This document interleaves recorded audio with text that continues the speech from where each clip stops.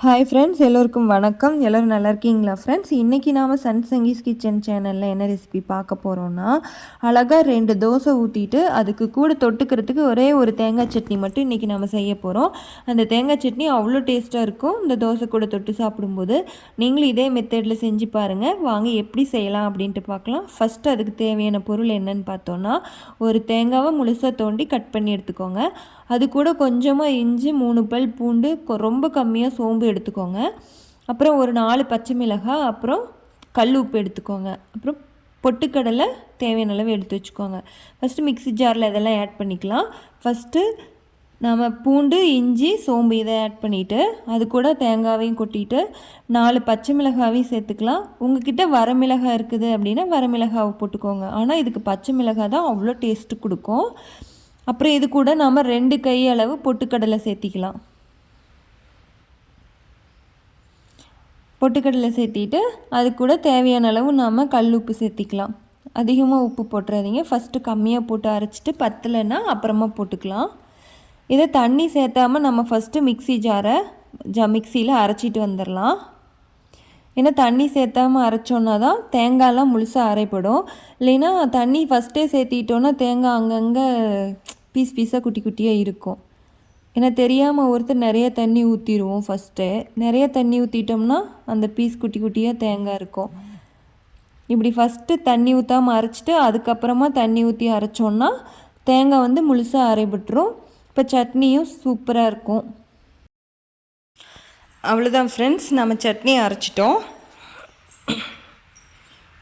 இப்போ ஓப்பன் பண்ணி பார்க்கலாம். மூடி ஓப்பன் பண்ணி பார்த்துட்டோம். சட்னி நல்லா அரைச்சிருச்சு. அதை நாம் ஒரு பாத்திரத்தில் ஊற்றி எடுத்து வச்சுக்கலாம்.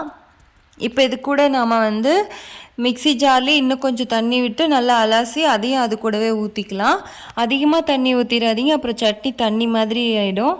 கரெக்டான பதத்தில் இருந்துச்சுன்னா தான் தோசை கூட தொட்டு சாப்பிட சூப்பராக இருக்கும். நல்லா கரண்டியில் கலக்கிட்டு இப்போ இது நாம் தாளிக்கணும். கடுகு கருவேப்பிலை மட்டும்தான் நம்ம இன்றைக்கி போட்டு தாளிக்க போகிறோம். தாளிக்கிற கரண்டி எடுத்து வச்சு அடுப்பு ஆன் பண்ணிக்கலாம். கரண்டி நல்லா சூடேறினதையும் 2 ஸ்பூன் நாம் கடலை எண்ணெய் விட்டுக்கலாம்.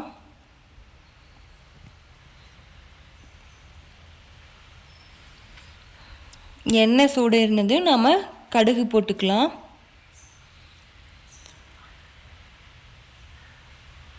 கடுகு நல்லா பொரியட்டும். கடுகு பொரிஞ்சால் தான் கருவேப்பிலை போட முடியும். நான் இன்னொரு சட்னி, தேங்காய் சட்னி, இன்னொரு சூப்பராக தேங்காய் சட்னி தெரியும். அது எங்கள் மாமியார் சமைப்பாங்க. அந்த மாதிரி தேங்காய் சட்னி அது அவ்வளோ டேஸ்ட்டாக இருக்கும் ஃப்ரெண்ட்ஸ். அந்த மாதிரி தேங்காய் சட்னி நீங்கள் கண்டிப்பாக சாப்பிட்ருக்கவே மாட்டீங்க. நான் உங்களுக்கு அதை அடுத்த வீடியோவில் நான் உங்களுக்கு போடுறேன். தாளிக்கும் போது அவங்க இன்னொரு பொருள் அது கூட போடுவாங்க. அவ்வளோ சூப்பராக இருக்கும் அந்த தேங்காய் சட்னி. நான் அரைக்கிறதே தேங்காய் சட்னி கூட 4 பொருள் சேர்த்து தான் அரைப்பாங்க. அவ்வளோ டேஸ்ட்டாக இருக்கும். உங்களுக்கு அடுத்த வீடியோவில் காமிக்கிறேன். கண்டிப்பாக மிஸ் பண்ணாமல் பாருங்கள் ஃப்ரெண்ட்ஸ். இப்போ கடுகு பொரிஞ்சிருச்சு. நாம் இப்போ கருவேப்பிலை ஆட் பண்ணிக்கலாம். நல்லா கரண்டி சுற்றி விட்டோன்னாவே கருவேப்பிலை நல்லா பொரிஞ்சிடும். அதை சட்னியில் ஊற்றிக்கலாம். நல்லா கலக்கி விட்டுக்கலாம் ஃப்ரெண்ட்ஸ். அவ்வளோதான், தேங்காய் சட்னி நம்ம ரெடி பண்ணிட்டோம். இப்போ நம்ம தோசை ஊற்ற போகிறோம்.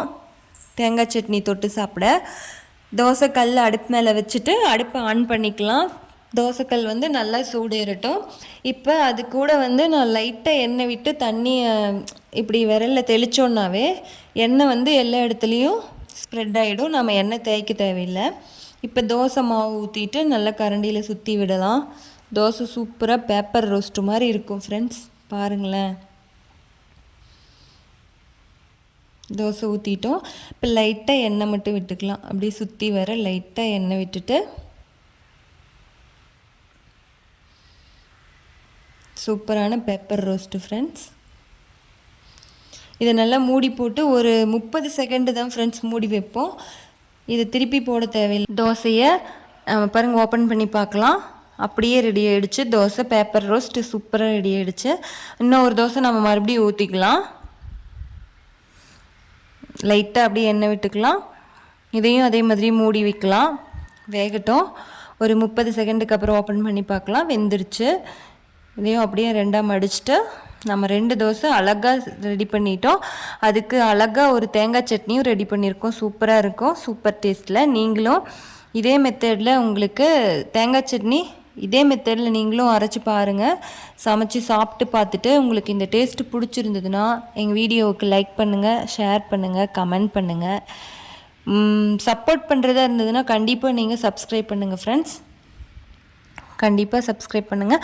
இந்த வீடியோ உங்களுக்கு பிடிச்சிருக்குன்னு நினைக்கிறேன். மறுபடியும் அடுத்த வீடியோவில் இன்னொரு சூப்பரான தேங்காய் சட்னி உங்களுக்காக நான் ரெடி பண்ணி உங்களுக்கு வீடியோ போட்டு காமிக்கிறேன். நீங்கள் கண்டிப்பாக அதையும் பார்த்துட்டு சமைச்சு பாருங்கள். அதுவும் உங்களுக்கு ரொம்ப ரொம்ப பிடிக்கும். Bye bye. மறுபடியும் அடுத்த வீடியோவில் சந்திக்கலாம்.